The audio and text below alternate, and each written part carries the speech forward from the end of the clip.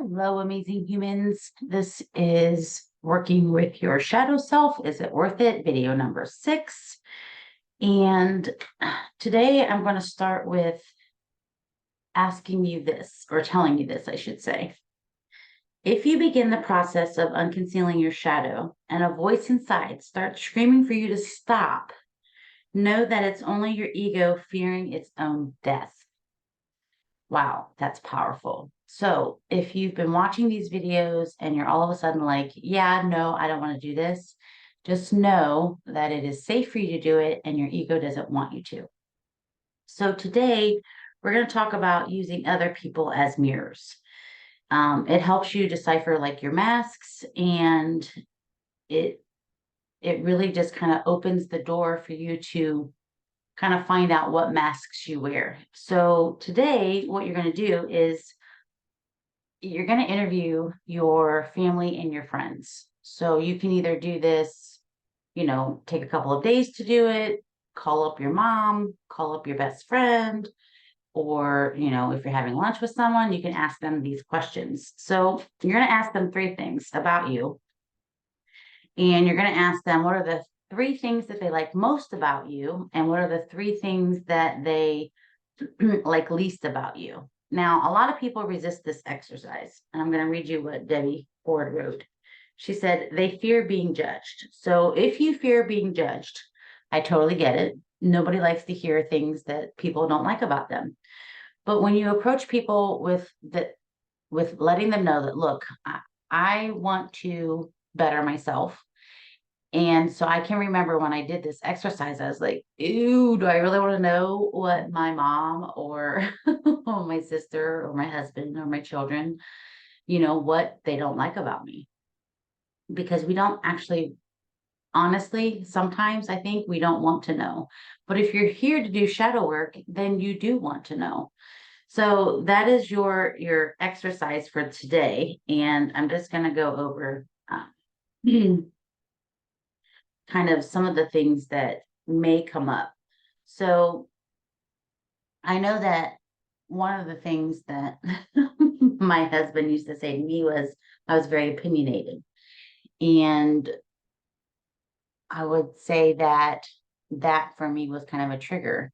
And it also was kind of his way of saying that maybe I can sometimes be a bitch. So, and I'm sharing that because we actually just had that conversation. And so, what is it that your family or friends or those closest to you, what would they say that they admire about you? And what would they say? Because you may already know. And actually, some of the answers I got, now, mind you, I did this probably over 10 years ago.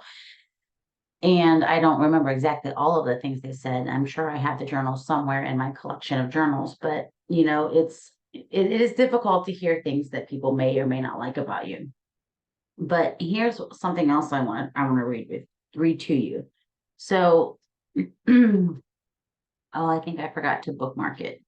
So it's kind of, I really just want you to hear that don't take it personally. Uh, I really feel like a lot of times, everything in our reality is a reflection of what's within us.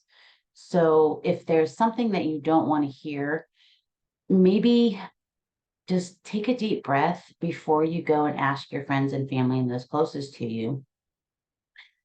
Just take that deep breath and say, this is for my personal growth. I want to go within. I want to make this shift. I want to work with my shadow. I want to embrace and love all the parts and pieces of me that are good or bad. And remember, I'm going to keep telling you this as you're working with the shadow, which isn't really just your shadow. You can call your shadow your limiting beliefs. You can call it your inner child. You can call it your subconscious, whatever it is, it's a part of you. And when you're embracing it, it can be a little scary. And it's so worth it when you start to embrace all the pieces and parts of you, because at the end of the day, loving all of you, all the parts and pieces of you, It's going to help you in the future. It's going to help you in the present.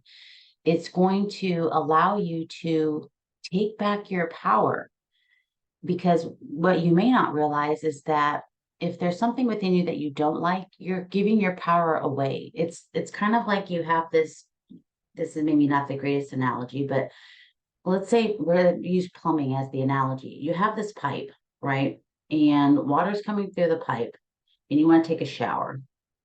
And so when the pipe is, brand new and it's intact and there's nothing missing, you have this wonderful water pressure.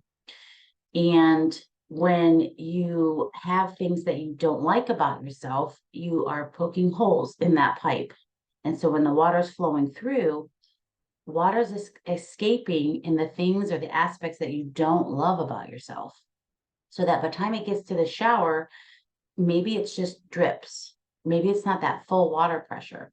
So again, I know it's kind of a strange analogy, but I just want you to realize that by doing this shadow work and connecting with the pieces and parts that you may or may not like. Now, again, there's nothing bad about any of us. There's nothing bad or wrong with you. And so if you can step back and learn to not take the things personally and know that you want to know these things so that you can embrace it, you're taking back your power. You're putting a stopper in the hole that's created in that pipe so that the water flow, the love flow is whole and complete again. So take back your power. So again, just to wrap it up here today, this is kind of a short video with your exercise already in place, but just step back and take a breath. And I always start with exhaling first. So you want to exhale, letting go of all of those feelings of fear or doubt, or do I really want to know, anything that's a negative or worry, anxious or anxiety. Let that go. And then inhale all the love and know that when you're asking these questions, it's because you're taking back your power so that you can love yourself 100%. And then go ask your friends and family, what are the 3 things that you love most about me? And what are 3 things that maybe you don't like about me? And again, you preface the questions how they make sense to you. So what are 3 things maybe that you admire? What are 3 things that you could do without? Those are the questions. So just make a list and maybe only ask 3 people to start with, and maybe only start with 1 person until you get comfortable. But find out what it is that they admire about you and what that they don't admire about you.